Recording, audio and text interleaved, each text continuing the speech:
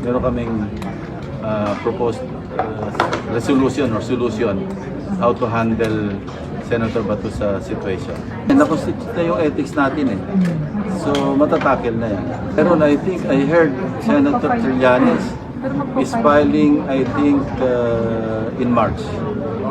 Kasi ng 6th month ng absent si Senator Bato. I don't realize that. I didn't realize that until nabanggit kanina na 6 months na nga palang wala si Senator Bato rito in March. More or less, yun ang isang suggestion na baka isuspend or itigil yung sweldo kasi parang sabi ko kay SP kanina, paaral natin mabuti kasi covered kami ng civil service law. Baka hindi ubra yung hindi mo pa sweldo yung senador kung walang basis. Pero tama rin sa SP, we have our own rules.